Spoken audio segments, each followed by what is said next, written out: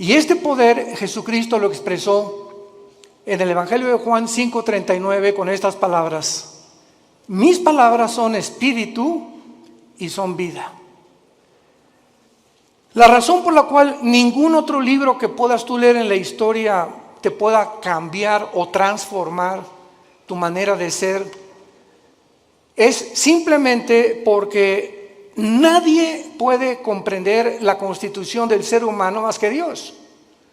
Dios nos revela en la Biblia que somos un espíritu, tenemos un alma y vivimos dentro de un cuerpo. Y esto nadie lo ha podido investigar, porque para que sepamos quiénes somos, el Creador es el único que nos puede decir quiénes somos y de qué elementos estamos compuestos.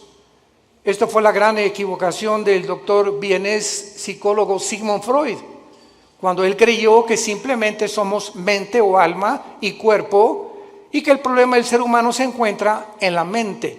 Y cuando comenzó a hipnotizar a sus pacientes de neurastenia, se dio cuenta que estaban cada vez más locos. Él mismo tuvo que recurrir finalmente a pastillas o a tranquilizantes de los ataques que tenía de histeria a las 2, 3 de la mañana.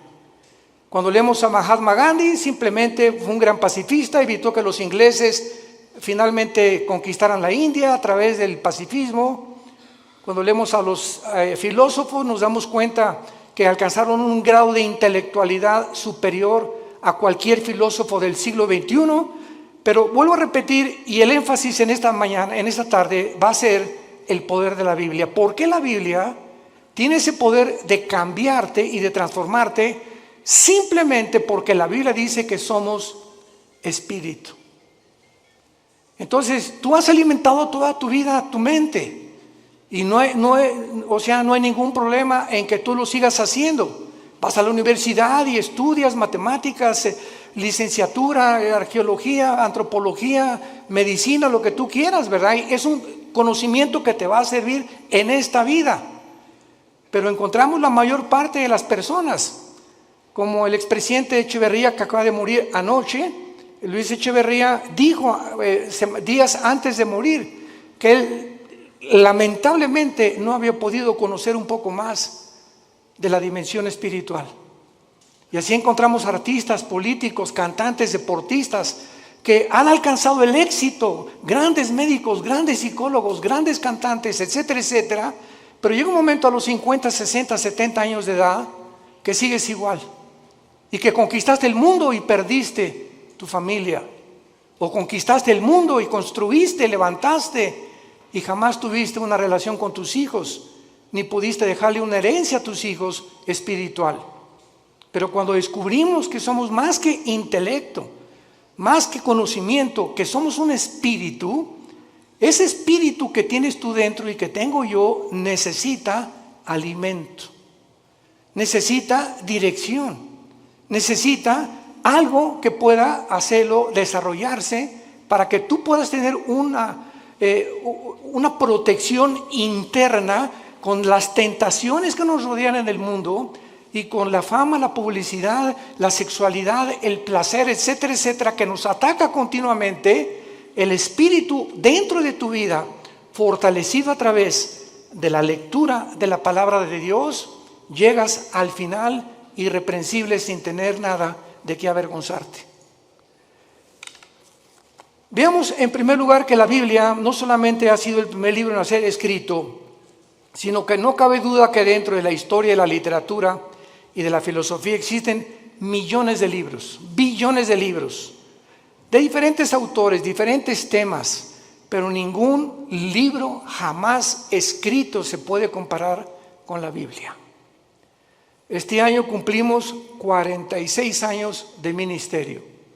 Yo comencé predicando en 1977 en la Sierra de Guerrero y Oaxaca. Era misionero, estuve 3 años con los indígenas. Ahí fue donde Dios comenzó a forjar mi carácter, porque la Biblia le pone énfasis al carácter más que a cualquier otra cosa. Si tú alcanzas el nivel que quieras y no tienes carácter, no puedes mantenerte en ese camino, porque no solamente es comenzar, sino lo que cuenta es cómo terminas. Hay muchos que comienzan bien, pero terminan mal, porque su carácter, su vida jamás la pudieron disciplinar por la cuestión espiritual. Nunca atendieron el área espiritual, que es la más importante. Veamos también nosotros que grandes hombres han hecho diferentes declaraciones acerca de la Biblia. Por ejemplo, Abraham Lincoln. Abraham Lincoln, cito sus palabras: creo, dijo, firmemente que la Biblia es el mejor don que Dios jamás haya dado a los hombres. Todo el bien que emana del Salvador del mundo se nos comunica a través de este libro incomparable. George Washington, el primer presidente de Estados Unidos, dijo: es imposible gobernar cualquier nación sin Dios y sin la Biblia. Emmanuel Kant, el gran filósofo francés, dijo: la existencia de la Biblia es el mejor beneficio y lo más grande que la raza humana jamás haya recibido de Dios. Y todo intento de desprestigiarla es un crimen contra toda la humanidad. Isaac Newton, el gran científico, ¿verdad? Que se le atribuye todas las leyes de la gravitación, dijo: existen más señales de autenticidad de la Biblia que en la historia profana de la humanidad. Y así tenemos a Blaise Pascal y a todos estos hombres científicos del siglo pasado y del siglo XIX que eran cristianos. Y llegamos al siglo XX, donde estamos en la luna y la tecnología, y se descubre en 1954 la hélice del ADN, del ácido desoxirribonucleico, y la computadora y el iPhone y toda la época cibernética en la que vemos, y endiosa al ser humano. Y nunca en la historia han habido tantos ateos como en el siglo pasado. Nunca en la historia. Los más grandes hombres, Isaac Newton, Blaise Pascal, Pasteur, el mismo Einstein, dijo: Dios no juega al universo con los dados. Pero vino algo que fue la falsamente llamada ciencia, o el conocimiento de la tecnología y de la ciencia, que el hombre simplemente se convierte en un necio, como hemos llegado al siglo XXI. Los científicos, genetistas, químicos del siglo XXI, ¿saben ustedes cuál es el proyecto más grande que tienen? Mejorar al ser humano en lo que se llama el transhumanismo. O sea, le están retando a Dios y le están diciendo: podemos hacer un ser humano mejor que el que tú nos hiciste, a través de experimentos genéticos y tecnológicos y neurológicos. Además de todos estos comentarios, las evidencias de la Biblia son asombrosas.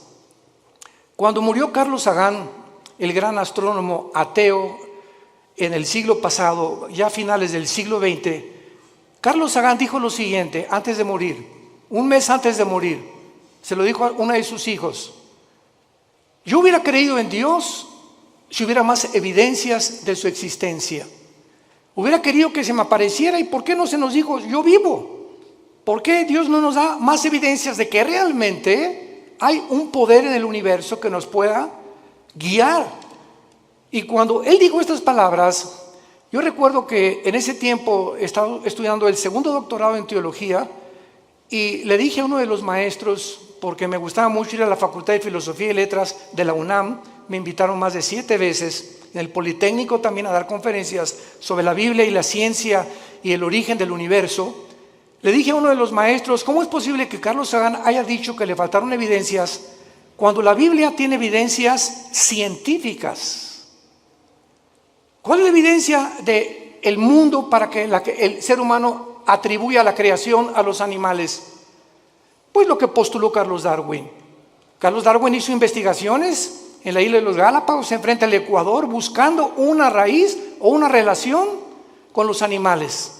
Él nunca dijo que veníamos de los animales, postuló, dijo probablemente en su libro, el libro de las especies, el origen de las especies, pero jamás él asegura ni confirma que veníamos de los animales. Y durante todo el siglo XX, todas las universidades, todavía hay escuelas, esto es impresionante, que sigan enseñando que nosotros tenemos el origen en Chita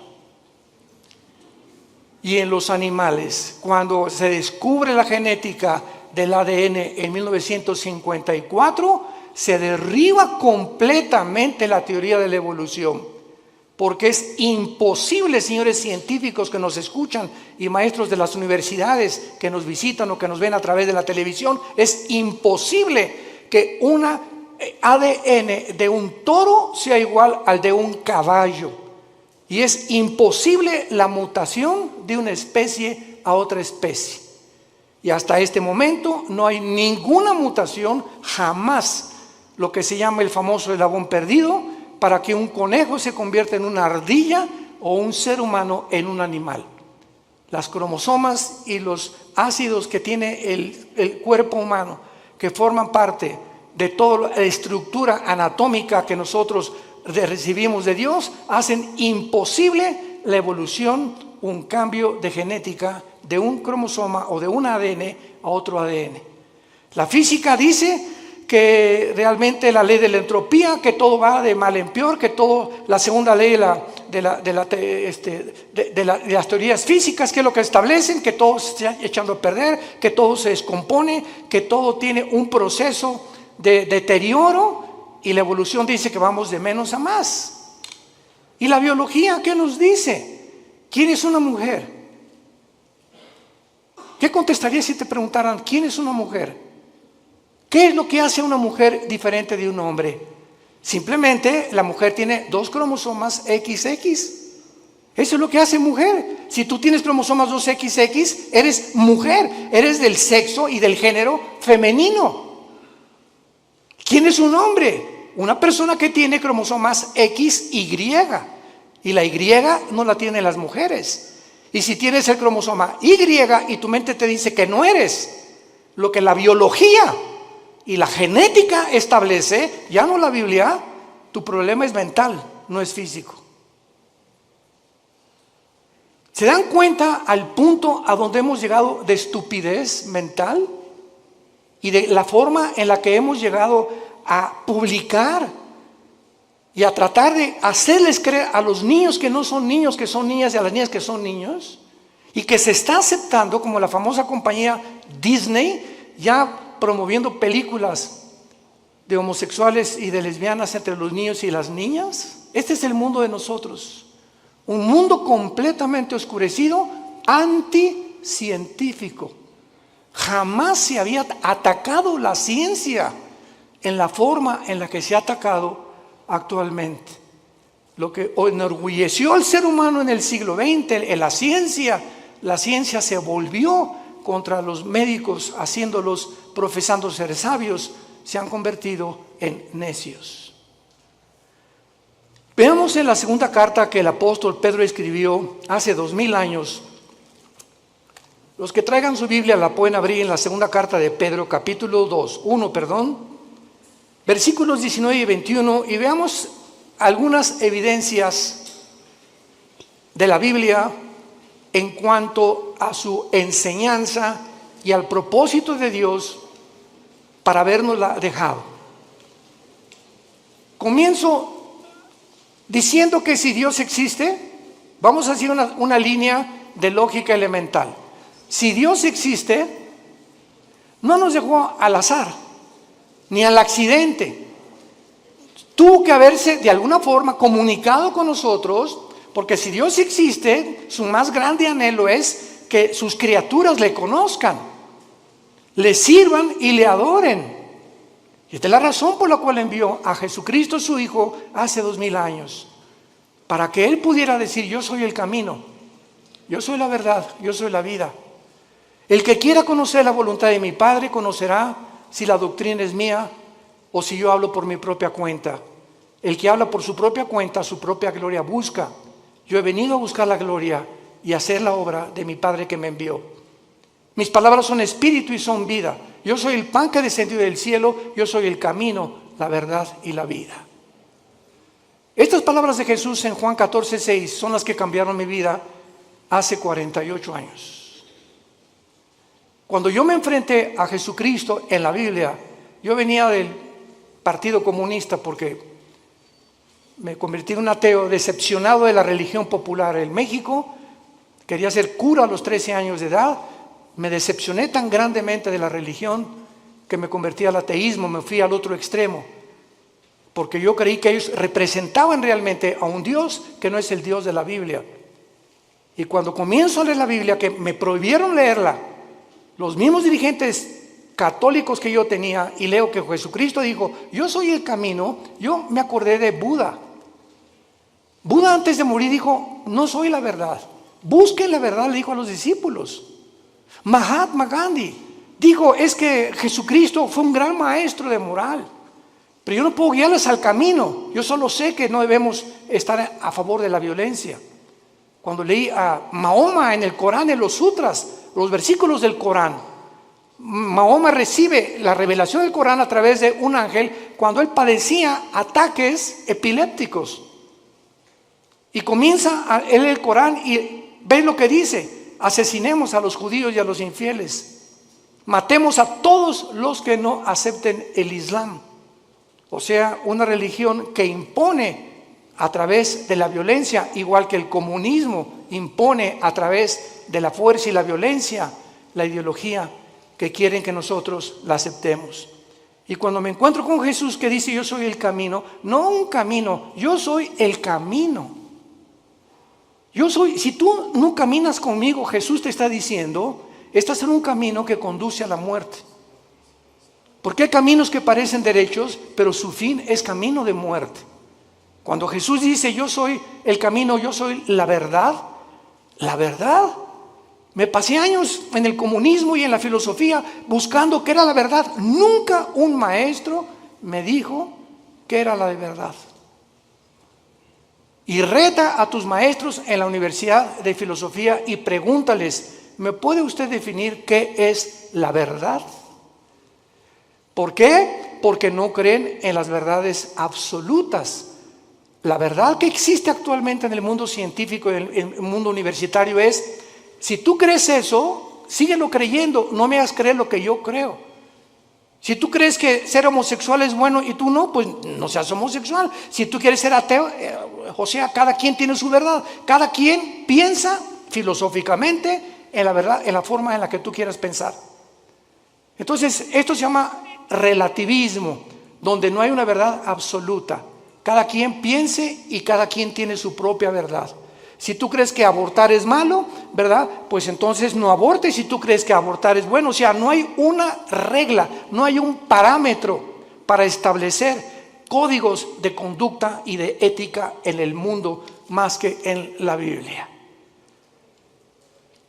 Y cuando Jesús dice yo soy el camino, la verdad y la vida, ahí te caes derrumbado totalmente. Él dice que Él es la razón por la cual tú existes, que esta es la razón por la cual tú naciste, que Él es la razón por la cual tú tienes que vivir la corta vida que nos queda, y que si tú no caminas con Él y no crees la verdad que Él trajo al mundo y no entiendes que Él realmente puede transformar tu vida no se pudo comparar con la de una vaca, con la de un perro o con la de un ratón.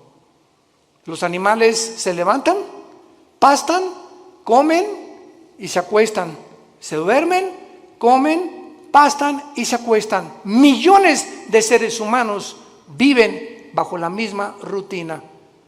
Te levantas, trabajas, comes, el propósito es hacer dinero, buscar los mejores negocios, alcanzar la cima, tener negocios o una carrera que me pueda realmente redituar o que realmente sea rentable lo que yo voy a hacer en la vida. Y si no es el dinero y no es el éxito y no es la fama, casi nadie la sigue. Y otros, como no pueden, lo hacen a través de la violencia, del robo, el secuestro, la drogadicción, a través de todo ese tráfico humano, etcétera, etcétera. Como ahora acaban de encontrar, ¿verdad? Que este señor Epstein, que tenía amigos con todos los gobernadores casi de Estados Unidos, y formaron un núcleo de tráfico humano de niños de 10 y 12 años que los violaban y los vendían en Europa, en Francia y en América. Estamos hablando de hombres multimillonarios, asistentes y amigos y compadres de los presidentes de la mayor parte de las naciones. El tráfico humano se encuentra lo más rentable que hay en el nivel más alto de la humanidad, por la corrupción tan grande a la que el ser humano ha llegado. En esta segunda carta, el apóstol Pedro nos revela tres cosas acerca de la Biblia. Y dice así, tenemos también, 2 de Pedro 1, versículo 19, tenemos también la palabra profética más segura. Tenemos la palabra profética más segura. ¿Más segura que qué? Pues más segura que milagros. Ahorita hay cantidad de cristianos que siguen buscando milagros. Personas que dicen, si yo veo un paralítico ahorita enfrente de mis ojos que se levanta y me dice su médico que tiene 15 años o 10 años sentado en una silla de ruedas y comienza a caminar, voy a creer en Dios. ¿No es cierto? No es cierto, no es cierto. Tus emociones van a ser exaltadas, te vas a asombrar realmente. ¿Y cuánto te va a durar esa emoción que tuviste al ver un milagro? Te va a durar 3 o 4 días y sigues siendo la misma persona. Porque los milagros no cambian al ser humano, porque la fe no es por ver, la fe es por oír y por oír la palabra de Dios. Si tú no te conviertes y tu transformación no es por oír la Biblia, todo lo demás es completamente secundario y relativo. Entonces, cuando dice Pedro que la palabra profética es más segura, nos está diciendo que las profecías de la Biblia que se han cumplido, solamente cuando Cristo muere en la cruz, 33 profecías se cumplieron de los profetas hebreos del Antiguo Testamento. 33 profecías. Yo recuerdo que en aquel tiempo que estudiaba las profecías de Dios, me llamó la atención las profecías de tu padrino Nostradamus. El famoso disque vidente o profeta. Y cuando leí las profecías de Nostradamus, que las hacía en forma de versos, etcétera, etcétera, se cumplieron el 15% y el otro 85% jamás se cumplieron. Cuando oí que Janine Dixon, una mujer que una semana antes que asesinaran al presidente John Kennedy en la ciudad de Dallas, 1962-63, dijo una semana antes a los periodistas del New York Times, veo sangre en Dallas en el presidente. Y lo asesinaron una semana después y se convirtió ella en una pseudo profeta de Estados Unidos, Jean Dixon. Lo puedes encontrar en el internet. Y a las 3 semanas, pues la rodearon los periodistas, profetícenos, díganos algo. De ahí en adelante, ninguna profecía de ella se cumplió. Porque hay una ley en la Biblia que dice así, en el libro de Deuteronomio, cualquiera persona que profetice algo y no se cumpla el 100% de lo que profetizó, es un falso profeta. El 100% de lo que profetizó. Así que cuando venimos a la Biblia encontramos, por ejemplo, en Isaías capítulo 44 en el Antiguo Testamento, que hace 2700 años este profeta dijo estas palabras retando Dios a los seres humanos. Isaías 44, versículo 6 al 8. Así dice Jehová, Rey de Israel y su Redentor, Jehová de los ejércitos. Yo soy el primero y yo soy el postrero. Pongan atención. El Dios de la Biblia dice, yo soy el primero. Para que Él sea el primero, Él tiene que saber cómo se originó el universo, ¿correcto? Nunca la ciencia nos podrá decir el origen del universo. Porque para que sea científico tiene que ser repetitivo. Alguien tuvo que estar ahí para que nos dijera, pues así comenzó. Y por eso es la teoría de la Big Bang, de la explosión y tantas teorías que están tratando de explicar cómo se formó el universo. Pero cuando Dios dice, yo soy el primero, nos muestra en la Biblia, en el libro del Génesis, cómo hizo el universo. Y cuando dice, yo soy el postrero, nos dice también que cómo terminará la humanidad. Cómo avanzará la historia. Y cuando venimos a la historia, a la luz de la Biblia, encontramos que todos los eventos de la historia han sido cronológicamente y sucesivamente a la luz de lo que estaba escrito hace más de 3,000, 4,000 años. Yo soy el primero y yo soy el postrero. Ahora dice Dios, los reto a los que se dicen profetas. Escucha lo que dice a continuación. Fuera de mí no hay Dios. ¿Y quién proclamará lo venidero? Lo declarará y lo pondrá en orden delante de mí, como hago yo desde que establecí el pueblo antiguo. Hace 2700 años Dios dice esto. ¿Quién de los escritores, quién de los que se han dicho profetas, tráeme a Mao, tráeme a Confucio, tráeme a Mahatma Gandhi, tráeme a Mahoma, tráeme a tu gallito Giro, como decimos en México? Al escritor y a la persona que más admires, dice Dios. ¿En qué libro puedes encontrar el orden de la historia desde que el mundo comenzó? En ningún libro más que en la Biblia. Y así encontramos que 100 años después de Isaías vino un hombre llamado Daniel, que fue judío y fue llevado a Babilonia cautivo por 70 años. Y en el libro de Daniel, hace 2600 años, damas y caballeros, hace 2600 años, en el libro de Daniel, él declara los órdenes de los imperios que vendrían en el mundo a través de la historia. Y le dice el ángel que le revela a Daniel esta profecía: Daniel, estás ahorita bajo un imperio que es Babilonia. Babilonia es la nación de Irak, bíblicamente y actualmente. Después de ti vendrá otro imperio que será menor. ¿Quién conquistó Babilonia históricamente, señores profesores de historia? Los medos y los persas. Y después vendrá un tercer imperio, le dice el ángel a Daniel. ¿Quién vino después de los medos y los persas? Alejandro el Magno. Los griegos derrotaron a los medos y a los persas. Y vendrá un cuarto imperio que aplastará a casi todo el mundo entero. ¿Quiénes fueron los que siguieron después de Grecia? El imperio romano. Daniel profetiza hace 2600 años la cronología de los imperios mundiales de toda la historia. Y finalmente lo pueden encontrar en otras conferencias que hemos dado. Vendrá otro imperio que son los 10 dedos de los pies de la estatua de Nabucodonosor, que el anticristo, el próximo gobernante y dictador mundial, formará una confederación política de 10 naciones. 5 de Europa y 5 del Medio Oriente. Formarán un G10 y cuando oigamos en la televisión, en el radio, ahorita hay un G7, cuando se forme un G10 de esos 10 naciones que se van a unir del Medio Oriente y de Europa, de entre ellas saldrá el anticristo. Y nosotros ya no estaremos aquí. Ahí nos vemos al rato. Porque vendrá el arrebatamiento de la iglesia. Pero no me quiero profundizar ahorita en eso.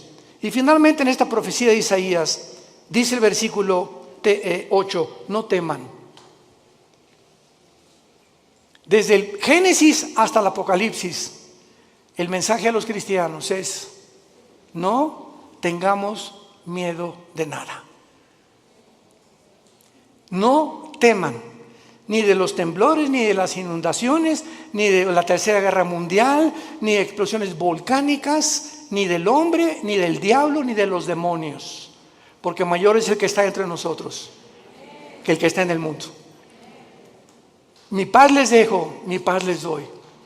Mantén esa paz dentro de ti. Mantén esa paz. Esa paz es el secreto de la salud.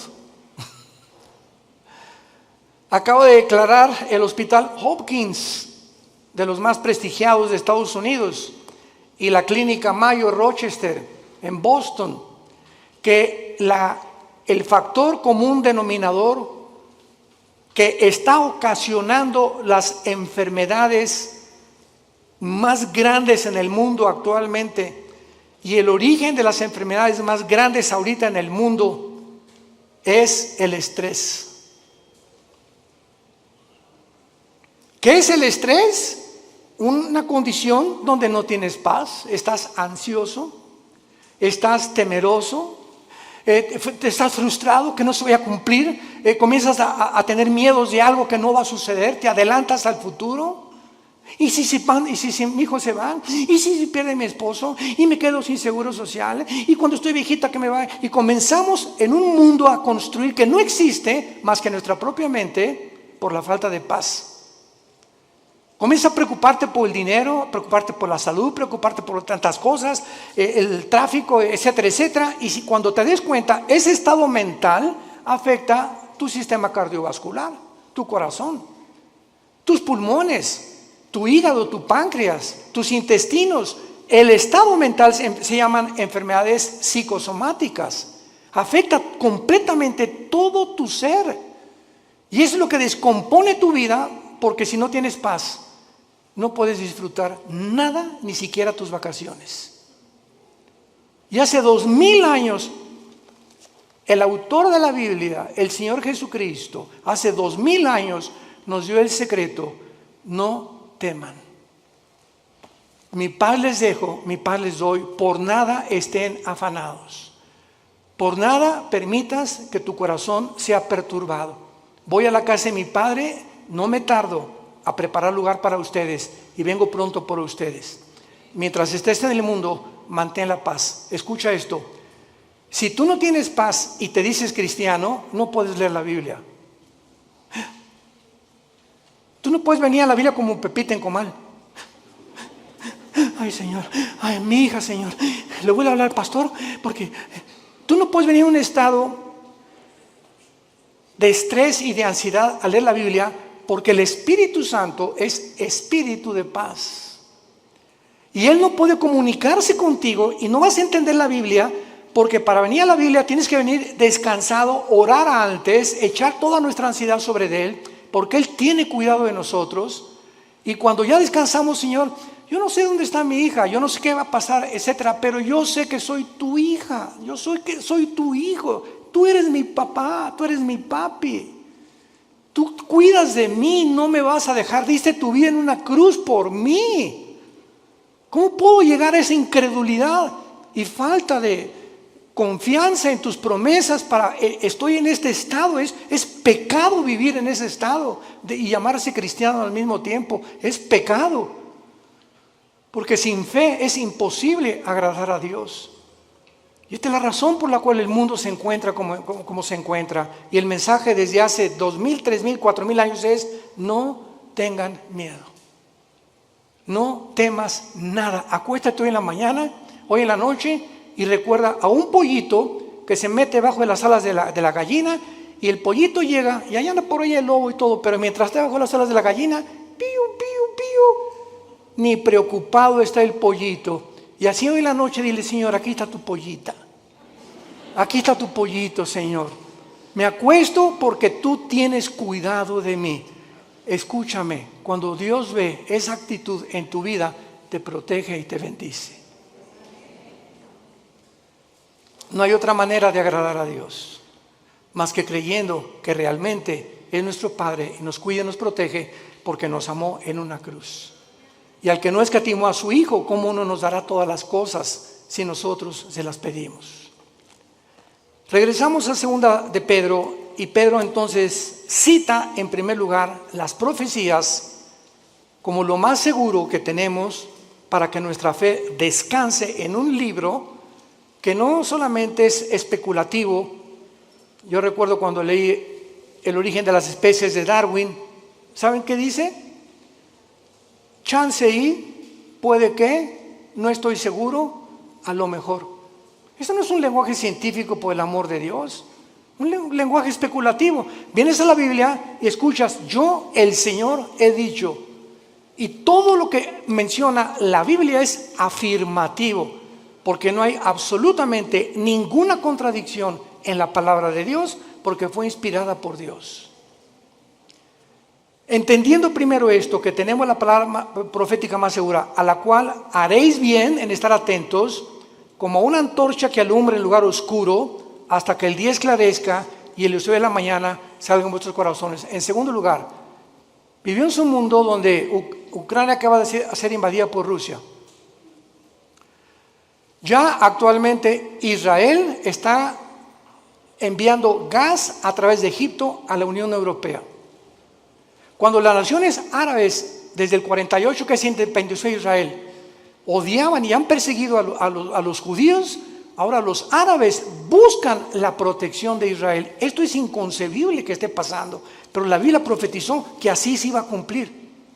Es un mundo de confusión completamente. Ahorita Putin va a estar enojadísimo, pero así no poder dormir de saber que Israel está sosteniendo y proveyendo el gas que Rusia le proveía antes a la Unión Europea, y esto lo va a encender más para cumplir la profecía de Ezequiel 38-39 de Gog y Magog, cuando la Biblia dice que vendrá Rusia con Irán, con Turquía, con el Líbano, con Marruecos, con Etiopía, para atacar, invadir Israel en la Tercera Guerra Mundial. Entonces es impresionante cómo todas las piezas se están formando cuando estudiamos y estamos atentos a la Biblia como la única luz que tenemos. Tú puedes ahorita oír a los politólogos, a los conferencistas en la televisión, en el radio, y están hablando una sarta de tonterías. ¿Qué piensas? No creo que Putin invadió Ucrania, ya lo invadió. ¿Ahora qué va a pasar? Pues las sanciones económicas van a hacer que Putin se arrepienta, y lo dijimos desde antes, y pueden oír las conferencias, lo citamos varias veces, y no somos profetas, simplemente citamos la Biblia. De acuerdo a la Biblia, Ucrania no podía ser devuelta a la Unión Europea, ni tampoco convertirse en la OTAN, porque Ucrania es de las naciones magogitas que forman parte de la invasión final de Rusia contra Israel.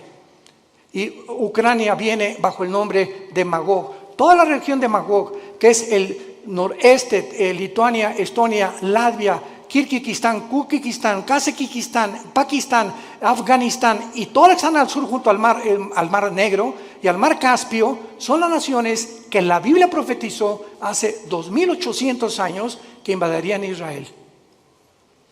Así que bíblicamente Ucrania nunca va a dejar de estar bajo el poder de Putin. Y ahora Putin va a seguir con las demás, por eso ya Finlandia y Suecia corrieron a la OTAN y están buscando el paraguas de la OTAN porque temen la invasión también de Putin. Todo está escrito exactamente como la Biblia lo profetizó. Y todas las demás opiniones son opiniones especulativas, hipótesis, teorías que la gente tiene. Y cuando nos entrevistan a los cristianos, les decimos, esto va a pasar, y esto va a pasar, y esto va a pasar. No lo digo yo, está escrito en este libro. Haríamos bien en estar atentos a la Biblia, hoy más que nunca. No hay, escucha esto, no hay otra luz en el mundo, no hay otra luz más que la Biblia. ¿Y sabes algo más? Tú eres la luz. Tú eres cristiano, tú eres la luz. Tú eres la única luz en tu casa. Tú eres la única luz en tu taller de carpintería. Tú eres la única luz en tu bufete de abogados. Tú eres la única luz en tu clínica de médicos. Tú eres la única luz en tu escuela, en tu universidad. Los cristianos somos la única luz y tenemos alrededor a gente muriéndose, lastimada, enferma, necesitada. ¿Y tú callado? ¿Por vergüenza? ¿Por pena de hablar de Jesucristo? Y de decirles que Jesús es la única respuesta y que los invitas a conferencias como estas para que puedan ellos abrir los ojos a la realidad espiritual del mundo. Si tú eres ese tipo de personas, vas a dar cuentas en el día del juicio a Dios. Porque el Espíritu Santo vendrá sobre nosotros, Hechos 1:8, y me serán testigos. ¿Eres testigo? Desde el tiempo que tú te convertiste, ¿hay alguna persona que tú le hayas hablado de Cristo y que lo hayas guiado a la cruz? Examina tu corazón llegando hoy en la noche, ponte rodillas y ora a Dios y dile sinceramente: Señor, te pido perdón. Tengo 3 años en Cristo, tengo 5 años en Cristo, tengo 10 años en Cristo y a nadie le he hablado de ti, ni los he guiado a la cruz, ni he orado con nadie y me digo cristiana y me digo cristiano. Cuando nosotros examinamos nuestra vida, tengamos cuidado de pasar el tribunal de Cristo.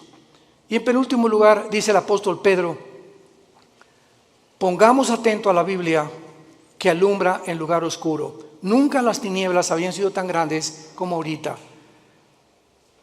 Políticamente, cuando el comunismo se demostró, en 1991, Mikhail Gorbachev, con su perestroika, que fue un fracaso la ideología comunista, que no funcionó en todo el siglo XX, en ningún país, porque el ser humano regresa a desenterrar esa ideología.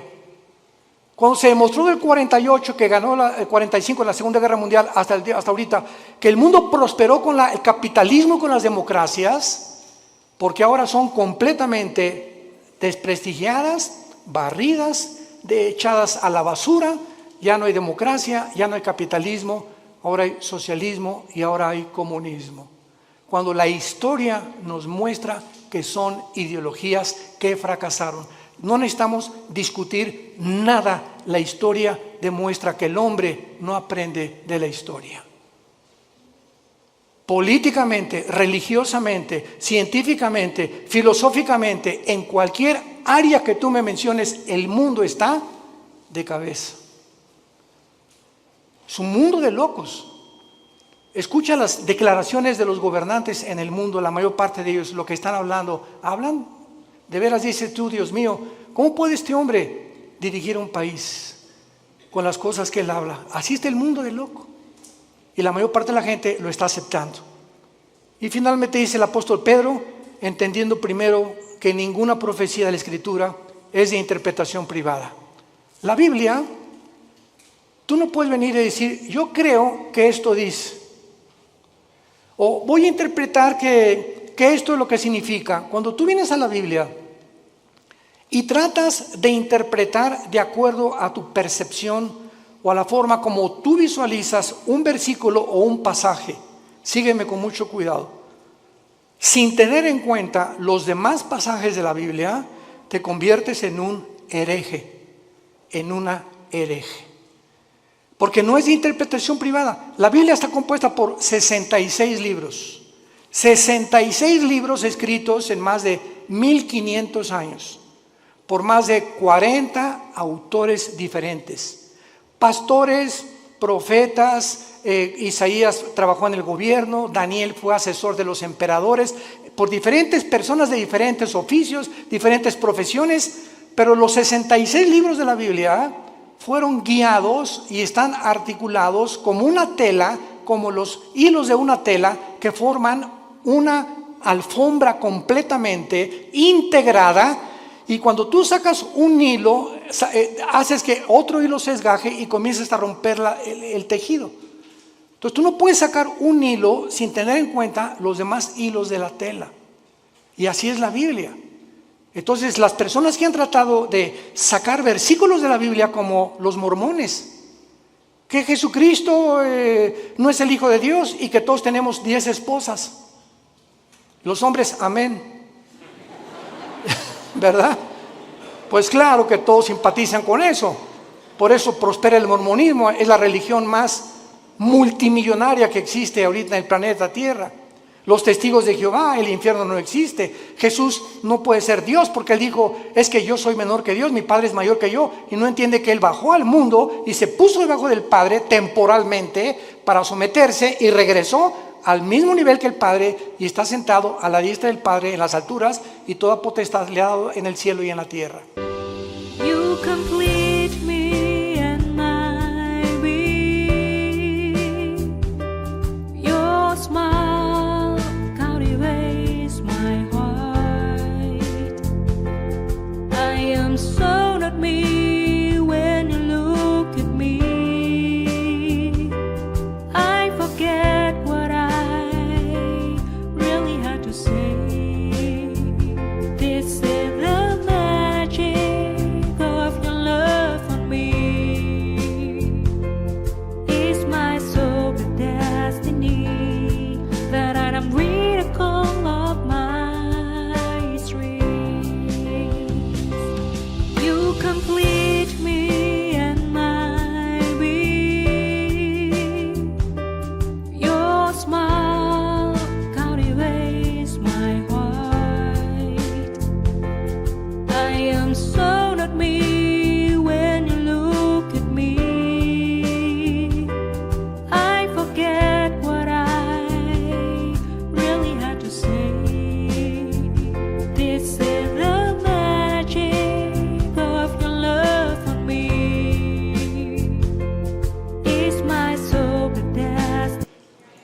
por no tomar en cuenta otros pasajes de la Biblia, por no estudiar diligentemente la palabra de Dios.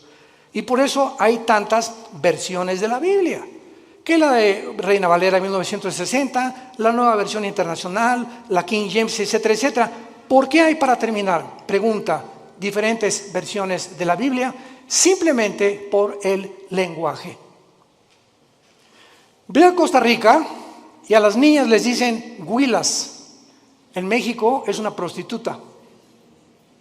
Aquí le hicimos popote a lo que absorbemos en un líquido, allá le dicen pajilla.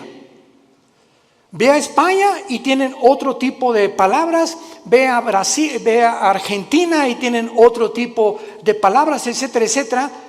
Ahora que tenemos nuestro programa de televisión y que estamos en 59 naciones, ya casi 60, gracias a Dios, yo trato de buscar una palabra. Por ejemplo, aquí chango es un mono, ¿verdad? Pero una vez estaba yo en Guatemala y me dijeron, hermano, no diga chango porque aquí es grosería. Aquí dicen, le dicen mono o le dicen simio, pero chango es una grosería. Entonces vemos nosotros que la Biblia está escrito en hebreo y en griego. Entonces se tiene que traducir en otras cosas o versiones para poder entender en muchos lados, que a mucha gente le sirve, pero siempre recurrimos a los originales. Son los originales, hebreo y griego y parte de arameo en el libro de Daniel, que son los que nos dan la pauta para saber lo que tenemos. Yo tengo una Biblia en hebreo y en griego. Cualquier duda consulto las palabras originales para saber exactamente lo que Dios quiere decirnos. Y cuando tú estudias la Biblia, no puedes estudiarla superficialmente. El petróleo no se encuentra a 1 metro de profundidad. El petróleo se encuentra a kilómetros de profundidad. Tú no puedes venir a la Biblia en la noche y decir, Jesucito mío, mire su compañía, no me desampares ni de noche ni de día. Amén. Y ya. Y luego, Juan 3:16, de tal manera amó Dios el mundo, y eso es tu devocional. Tú no puedes venir a la Biblia así.